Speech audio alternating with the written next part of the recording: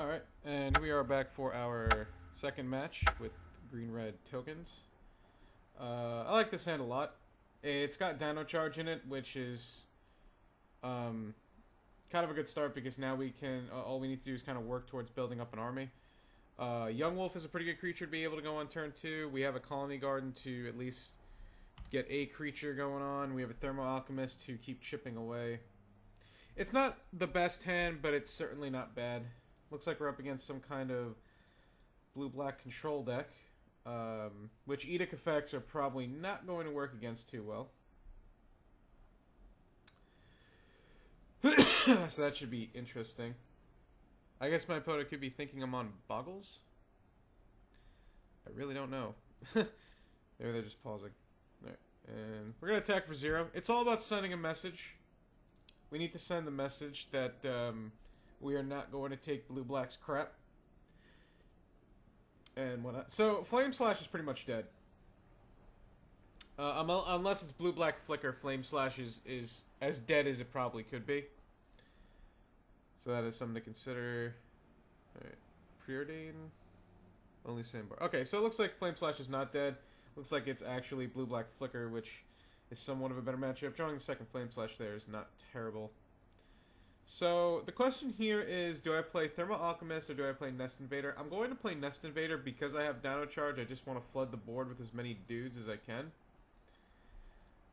One thing to look out for when you're playing against Blue-Black Flicker is you have to watch out for Echoing Decay. Right now, the good thing about Echoing Decay is it only kills the plants. It might have been better there as a consideration to go Thermo Alchemist because next turn I can go Nest Invader into Flame Slash if need be. But I don't think that is necessary. Because if I draw an untapped red land, I can still do the same thing, and at worst I can Flame Slash and still get a creature out of Colony Garden. That's kind of annoying. Alright, well, I'm going to attack here for 3. As soon as my opponent lets me. Actually, I'm just going to attack with everything. It's all about sending a message. Not going to Dino Charge just yet. So we're just going to play Thermal Alchemist, and then we're going to play Colony Garden. I don't know if my opponent's playing Prohibit. I guess we'll find out. Looks like they're not. So if I Dino Charge there, assuming my opponent didn't have a removal spell, or okay, so they had a removal spell, so I could have gotten in for 8 more damage and put them to 10. I don't think that was very good, because if they tap out now, I can kill their dude, and if I draw an untapped red source, I can go Dino Charge.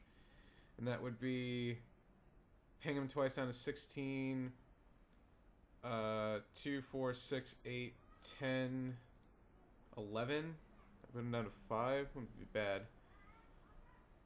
The good thing about this draw right now is that they don't have a lot of double blue up without being able to cast a black spell as well. So that is something to consider. Okay, so unfortunately I cannot cast this. What I could do is cast this and then Flame Slash next turn. But I don't know if that really gets me anywhere. I almost think it's in my best interest to just Dino Charge his turn and get in for as much damage as possible. Hold on. One thing that's making this awkward here is I only have 1 red source, but I have 4 red cards in my hand, which is excruciatingly annoying right now.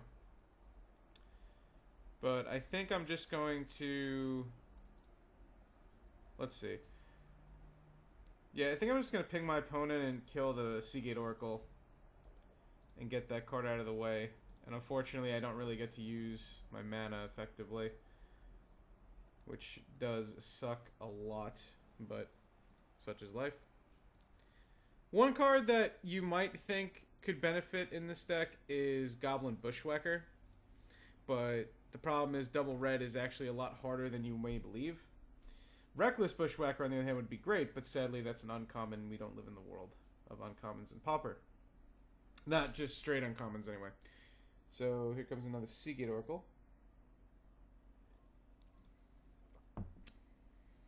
Alright. Opponent conveniently leaving up double blue. Double black, not really such a big deal. Gonna go ahead and ping. Scatter the Seeds. Scatter the Seeds is, is good. So let's go ahead and ping. And try to Flame Slash this. And see if my opponent counters it. They do. I was not surprised by that. So now I'm going to take the opportunity while my opponent is tapped out to actually Dino Charge. And get in for as much damage as possible here. Okay. Gonna go ahead and Dino Charge. Ping.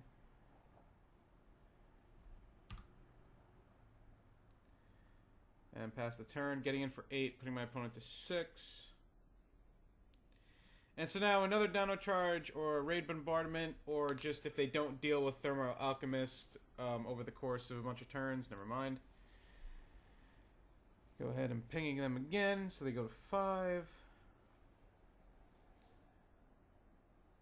And it's Chittering Rats. Well, that is highly depressing.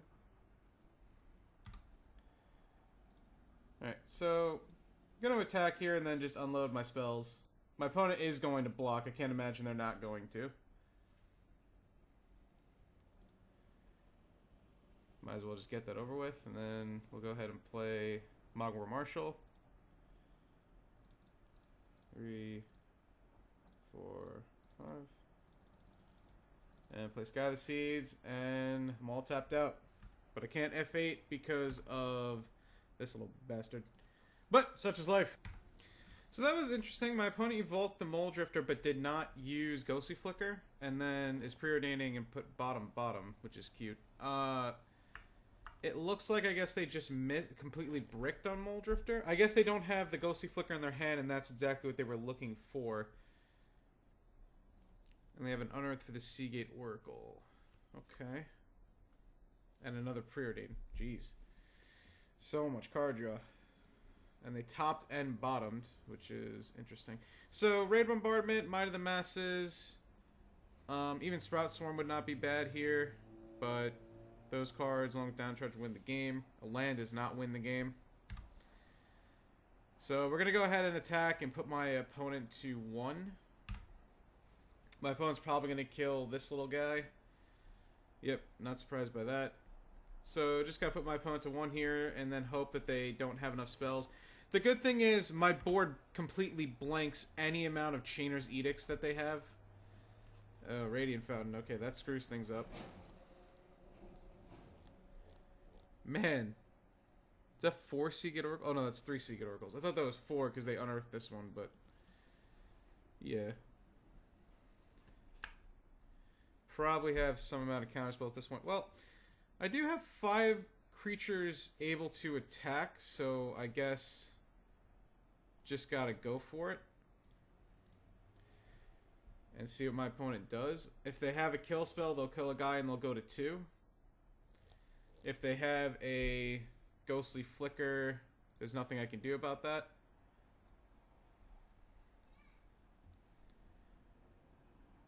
Okay, a Doomblade. Alright. So they're going to 1. And I'm going to go ahead and play this little guy. And they're going to... oh, they're not going to counterspell it. Okay. Can your hand just be 4 Chainer's Edicts, my friend? I'd be very grateful if that was the case. Alright, so my opponent is hanging on by a thread. It seems that he's kind of just drawing into everything that he needs every turn. Considering the fact that he just drew into a Ghostly Flicker. So I could attack here and again put my opponent to 1. Which I think I'll do because the Mogwai Marshal just kind of lives. But first I'm going to play this Nettle Sentinel and see if it resolves. Because if it doesn't, then I'm not going to attack. Because my opponent doesn't actually have to block my Mogwai Marshal. It looks like they have an exclude. It's kind of unfortunate because there's not that many like creatures in this, like straight up creatures. Also, oh, they didn't have 2 mana up, I guess, when they only had 2 mana up, I guess, with the Mogwai Marshal. So, oh, they drew another Ghostly Flicker. Jeez. All right. Well, this is one problem with the deck is, you know, when you have a bunch of tokens, but they're all O1s, and well, my opponent is not Chainer's Edict flooded, which with this deck you can usually bank on against Blue-Black Flicker, but my opponent has drawn a lot of non-Chainer's Edict spells, which is really, really unfortunate. They've been able to sift through all the Chainer's Edicts. So, okay, well there is one of them. The word finally comes to mind. 3 mana for another Ghostly Flicker? Oh, Reaping the Graves. On another Seagate Oracle and the Mole Drifter. Okay. So depending on if my opponent taps out, I mean, Raid Bombardment still wins the game. Dino Charge still wins the game. Might of the Masses wins the game. No, they're not tapping out. Mountain. Well, this is starting to get a bit frustrating at this point. Maybe it was better to save the Dino Charge. I'm not exactly sure anymore. I'm pretty sure that I'm just losing this game because, well, this is what Flicker does, and this is the problem with this deck, is that it just doesn't... By the way, I'm playing out my lands because, in case they get the Chittering Rats combo, and I don't really want to get Chittering Ratsed. At this point, I don't really see myself winning. My opponent has to have a counterspell, probably 2 in their hand. So I'm pretty sure I'm just kind of dead at this point. I'm pretty much just letting my opponent set up for whatever they want to do. And a Nest Invader. Alright, well, gotta play that out. I imagine they'll counter it, since they probably have like 3 counterspells in their hand. Yep. So that definitely tells me they have a second one. So they can just waste one of them away. Also tells me that I'm pretty dead. I can literally just scoop this game up. But I guess I'll stay in there to humor you guys. I guess, no, at this point even Raid Bombardment wouldn't help. The Radiant Fountain was what won the game, because you gained 2 life instead of 1. So, not much I can really say about that. Alright, so there's Chittering Rats. And yeah, this game's over. I'm not going to be able to actually win this game anymore. So we're just going to scoop that one up. And it's very unfortunate. I got my opponent to 1 life, but they just came back. And, well, that's just what happens sometimes with, I'm blanking on the name. With Blue-Black Flicker. Really just Blue-Black control in general. That's just what happens. So, Nettle Sentinel is not its best in this matchup because it just gets blocked by Seagate Oracle. Young Wolf is actually quite good. Nest Invader is because it makes 2 guys. Same thing with Mogwai Marshal. It is kind of unfortunate because my opponent was able to sift through their deck so much. Sometimes when you play against Blue-Black Flicker, you know, if they draw their spells naturally, they're not able to use card selection like Preordain or Seagate Oracle. You can easily beat them because there's a lot of dead cards game 1 that Blue-Black Flicker can draw. As you can see, the creatures don't really do all that much. Chainer's Edict doesn't really do anything. Doomblade doesn't do a lot. But the problem was we did draw, for a 19 land deck, I think we drew 8 lands. And unfortunately, that just wasn't really enough. We had to take our opportunities to do things, and the Blue-Black Flicker deck just hung on. There wasn't much I could do about it.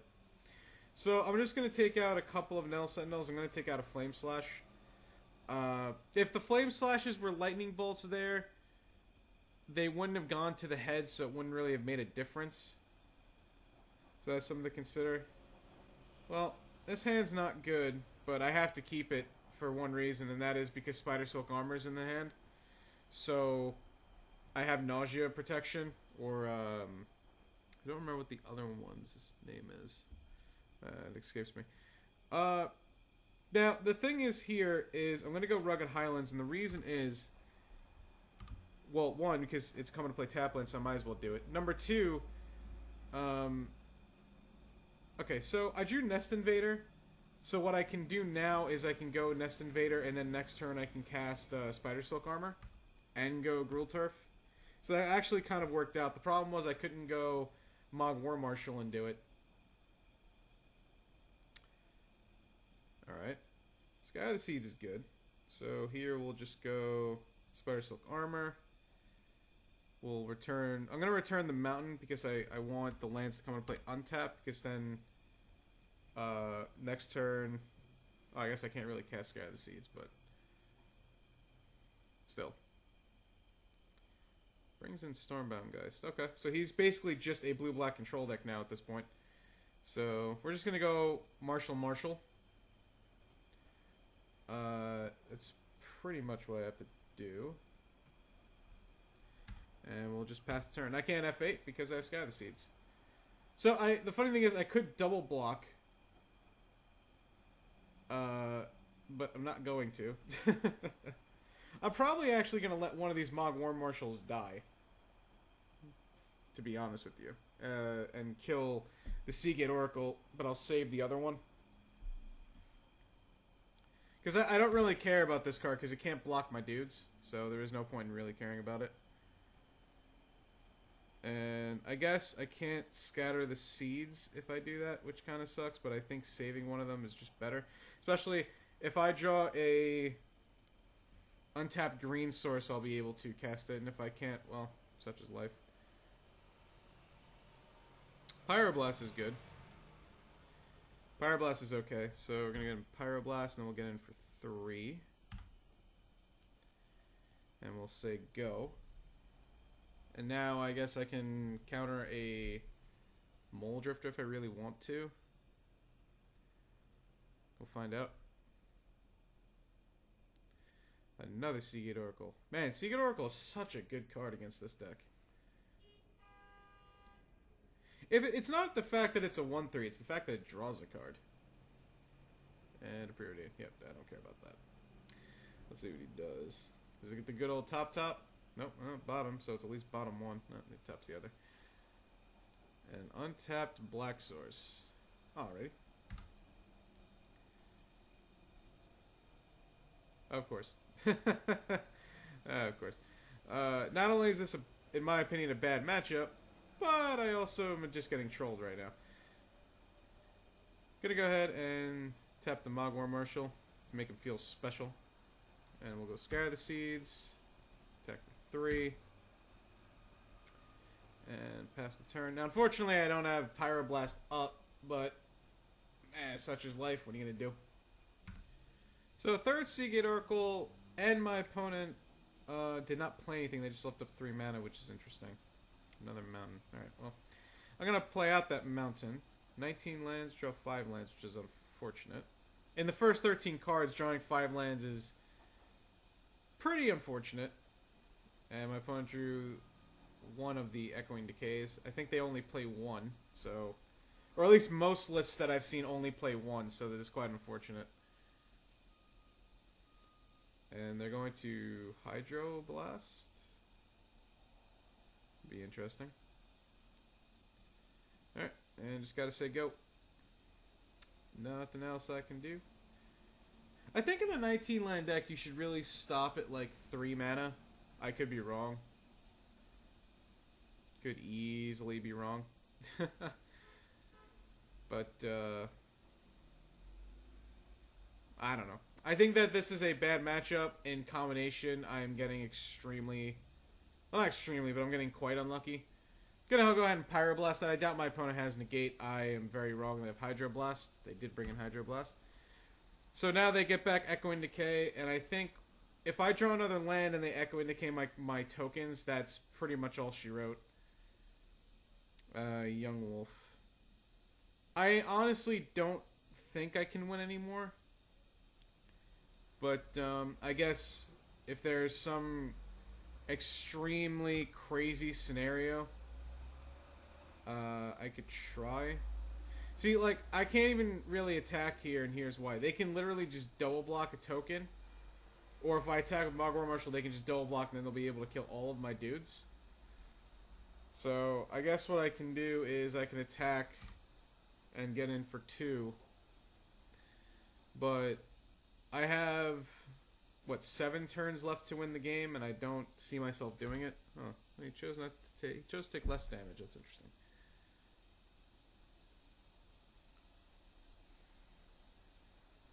Not really.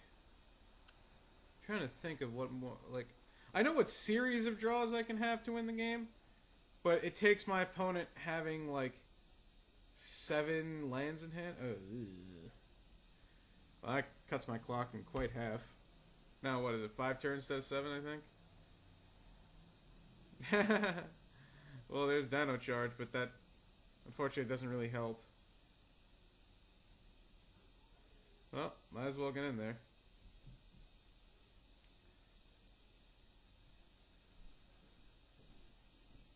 Oh, this is not correct.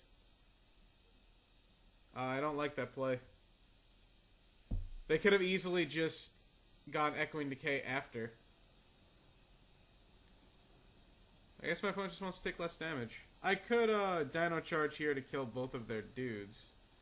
And I suppose that is one of the best uses of Dino Charge right now. Unless they have a Hydro Blast. It looks like they don't. Alright, so I need for my opponent to not have anything. And I need to draw Scatter the Seeds, Raid Bombardment, / Might of the Masses, / Second Dino Charge. And I need all 3 spells to resolve and for my opponent to have no removal spells. It's a pretty tall order when you think about it. Actually, no, I'm sorry. I need to draw Scatter the Seeds into Dino Charge and have it all be uncontested. Okay, that's going to pretty much be the game. Let's see if my opponent gets back here. I'm assuming they're going to get back Hydro Blast. I think Hydro Blast is probably the best option for them to get. I can't imagine Echoing Decay is that great. I just can't tell. No, yep, they got Hydro Blast. Okay. Nettle Sentinel. Alright, so I'm going to play this, and then I actually have no way of winning. I'm completely dead. Because I'm taking 4. So, alright. GG's. And I'll be right back. Okay, so, well, we beat Stompy. We kind of crushed Stompy game 1, and we beat Stompy game 2, but I'm not going to lie, and I'll be very honest, I think we got very lucky against Stompy. As well as maybe this deck just crushes Stompy. I mean, it's very plausible to think so. But against the blue-black control deck, we just got kind of destroyed, to say the least. Game 1, I mean, I got as close as I could, and then I just kind of bricked off. And then game 2, you know, I think I kept a hand based on hoping my opponent would have nauseas. And unfortunately, my opponent had the perfect way to counter it by going Echoing Decay into Archaeomancer. There isn't really much else that I think I could have done differently. I mean, what you kind of see is what you get. You know, so what is my verdict on this deck, I guess, in the end? I like it. I think it's a lot of fun. I think it's a great amount of fun, but I don't think it's going to benefit you a lot in the leagues. I think if you take it into a league, you might get a little lucky. If you face a bunch of the aggro decks, like if you face Boggles, or if you face Stompy, if you face Elves even, where I can't really imagine Elves is that great of a matchup because Elves can just poop out a bunch of blockers, but that's where Raid Bombardment really comes in as well. And I guess you also can gain life and you have the Electrickery. You just have to make sure that you kill their Well-Wishers a lot. Also, if you face like White Weenie type strategies as well, as far as like if you face Goblins or Burn or things like that, it's going to be quite hairy. Like I said, because of Electrickery and Mortar of Ashes. And then I think against just control decks, I think this deck might be decent against Kuldotha Boros, because Electrickery is the only thing that really they have that, you know, deals massive damage to your creatures. Or AoE damage. and if one Spire Silk Armor usually can stop that. You can also flood the board more than they can stop you, and they can't really stop you from Sprout Swarming every turn. The only thing that happens with that, though, is that they can outrace you. They can just go, a bunch of one-drops and kill you. They can burn you out. I think Affinity is not that great of a matchup, because, well, Affinity can always be random with what they have. And then you have matchups like Tron, where they can just Moments Piece you out of the game. They can Electrickery you out of the game. Then you have blue-black control decks where they have Nausea, Counterspells, Infinite Removal. I think that there's more cons than pros to playing this deck right now. And, so what is my verdict? I think I would probably leave this deck on the shelf for a little while until the format moves away from control decks and moves back into green creature decks. Or white weenie creature, or like white weenie decks. But, I mean, you don't have to take my word for it. I don't claim to be an expert. I played about 10 matches with this deck off camera. Kind of went, I think I went 3-7 total. Most of those were losing to blue-black control decks. The 3 wins were beating, a few decks that weren't really considered real decks in the metagame. And then I beat Stompy and I lost to Black Control like I thought it was going to happen. I figured I'd beat Stompy and I figured I'd lose to Black Control, so that kind of worked out as far as my prediction. But listen, if you play this deck, let me know how you do. You might do much better than me. I don't claim to be a good player. In fact, I claim to be an awful player. And who knows? Maybe I played wrong against the Black Control deck. Maybe I should have mulliganed that hand in Game 2, and maybe I should have sequenced my plays differently in Game 1. This deck is not that easy to play either, so there's a good chance that I just screwed up in Game 2, in Match 2, and I don't really know it. I'd be willing to believe it, so, Either way, if you take this deck for a spin, like I said, let me know in the comments, and thank you so much for watching. Make sure you check out the Community Pauper Challenge, twitch.tv/Community Pauper Challenge. Make sure you check out puremtgo.com, and, yeah. Thank you so much for watching. I'm your host, Arctic Ghost, and I will see you next time. Have a good one.